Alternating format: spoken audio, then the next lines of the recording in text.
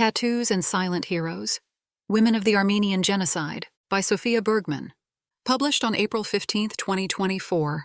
Just like a phantom limb can ache after amputation, memories of the genocide still live within Armenians today.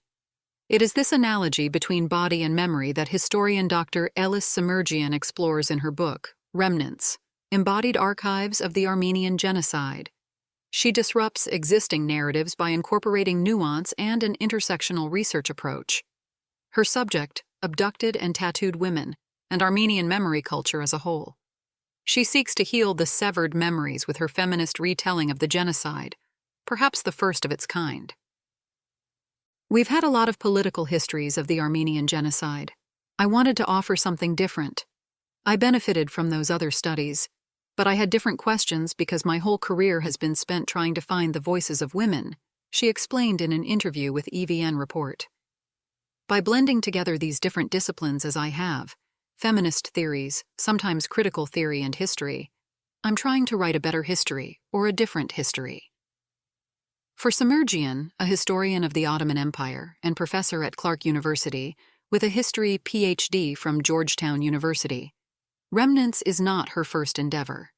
She has dedicated much of her work to women's issues and Middle Eastern studies, and she is also the author of Off the Straight Path, Illicit Sex, Law, and Community in Ottoman Aleppo. At its core, Remnants, published in 2023 by Stanford University Press, re-examines the experiences of Armenian women during the genocide. Many of these women were tattooed while living in Muslim households. This often accompanied abduction, slavery, humiliation, prostitution, and forced marriage, an attempt to dismantle Armenian society and family structures. However, Semerdjian is fascinated by the ambiguity of these tattoos and their perceptions among Armenians. Typically, these perceptions were rooted in shame and impurity. But could they not also symbolize survival and resilience? Why was it that some women were overcome with shame to the degree that they had tattoo removal surgery? And why do some women within those communities have the same exact symbols but feel differently about them? Semerdjian asks, hoping that she has offered some new ways of thinking about it. Her research led her to understand the methodical, archival function of tattoos, from their ancient, indigenous, and ritualistic origins to their racial connotations in the West that emerged during the colonial era and into the 19th century. This evolution turned the tattoo's image into one of otherness and deviance among many Christians. In either case, the tattoos were viewed as a hindrance to Armenian national development because it could, in some instances, threaten the marriageability of those who bore them, she writes in Chapter 9. However, she also highlights that, while tattooed bodies were sensationalized in the age of mass media, the historical record also contains traces of those who resisted the dominant or common-sense view of tribal tattoos. In these counter-narratives, the tattoos that Armenian survivors bore are understood to be marks of heroism, survival, resistance. Many Armenian genocide relief efforts were led by Christian missionaries, who often received tattooed women with dismay. Mabel Elliott and other doctors who were working in Constantinople believed that the marks that these Armenian women had were marks that they had been held as sex slaves, which, of course, so many were, she said. They were also bringing with them an understanding of tattoos that came from another place where it was also a marking of a kind of colonial contact or possible racial mixing, racial miscegenation that they feared. It is perhaps through this cultural divide in how tattoos were viewed that led so many Armenian women to go to extreme lengths to remove their tattoos, either out of fear of being seen as unmarriageable or simply out of intolerable shame. Some even committed suicide.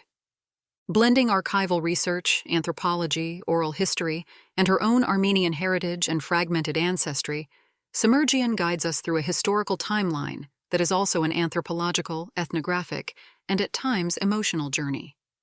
Semerdjian conducted interdisciplinary research in regions where some of the worst crimes of the Armenian genocide occurred. She sought hidden pieces of feminist history, interviewed people, and found a sense of closure to unresolved questions about female voices and her own cultural heritage. Divided into 3 parts, body, skin, and bones, Semerdjian boldly uses the body as a metaphor for the broader Armenian experience.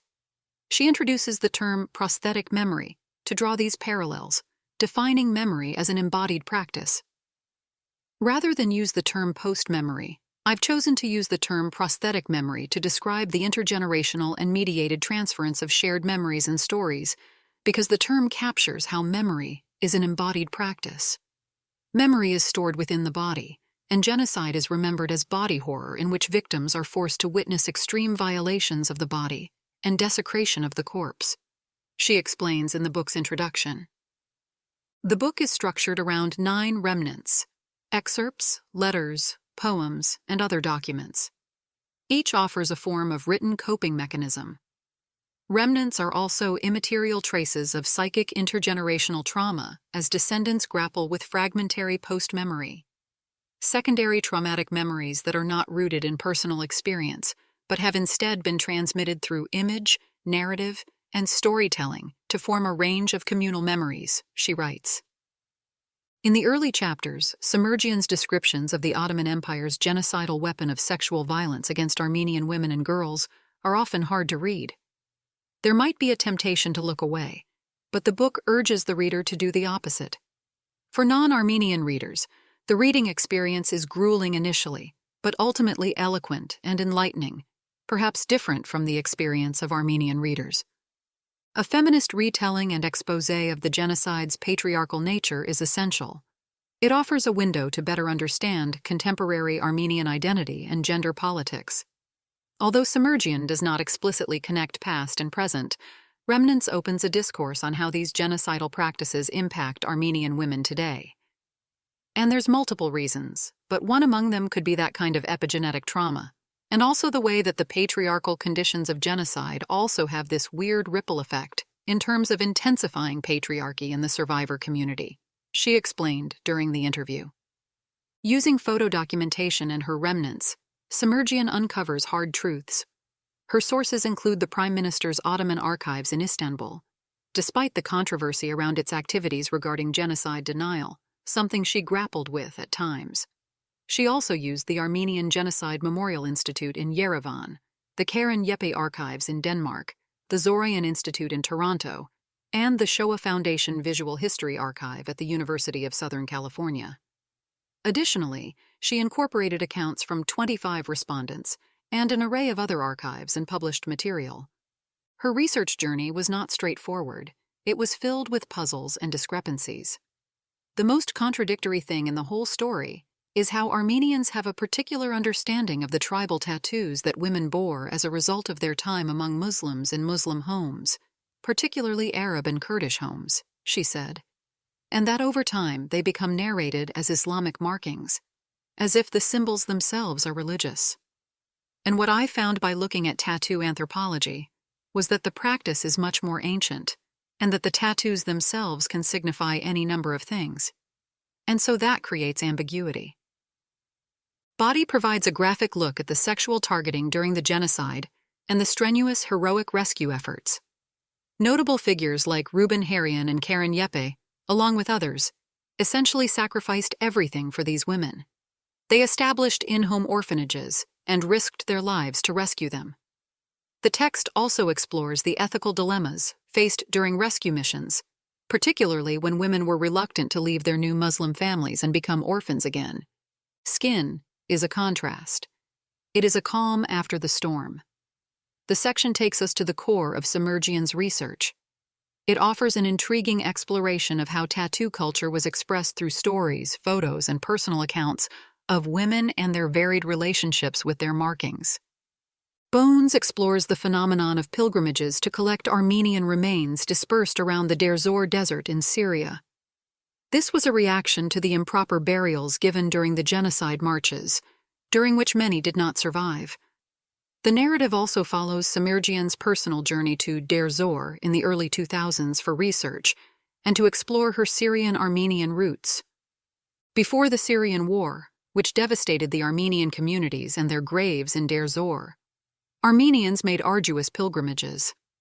They would drive up to 20 hours in a day to collect scattered human remains as a way to reconcile their uprooted history. For them, Deir Zor was sacred, yet haunted. Similar to how some wouldn't spend a night in a graveyard, these pilgrims quickly gathered fragments of unclaimed bones in their pockets and left. In the final chapters of Remnants, Semerdjian dissects what these pilgrimages reveal about memory culture and human nature's relationship to mourning, particularly following genocide. The selection of Syria, specifically Aleppo, as one of the final settings in Remnants is both historically and symbolically significant. The current war in Syria has drastically compromised Aleppo's Armenian community, which has been one of the most important hubs for the diaspora, prompting broader discussions around cultural genocide, especially considering ongoing threats from Azerbaijan. Throughout the book, we witness how incredible networks manage to orchestrate fundamental rescue missions and makeshift safe havens, accomplished without modern communication technology, proper infrastructure, or compensation. Throughout the book, we see the most innovative expressions of solidarity, survival, and hospitality that continue to resonate within Armenian communities today.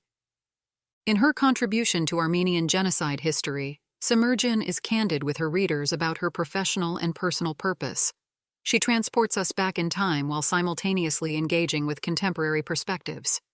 If one thing is to be taken from Remnants, it is the resilience of Armenian women who survived the unimaginable past while most of the world turned a blind eye. The book is not only a tribute to the tattooed women, but also to those who dedicated themselves to their rescue.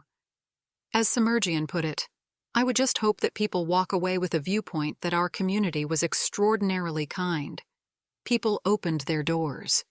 You realize that there were a lot of people making great sacrifices."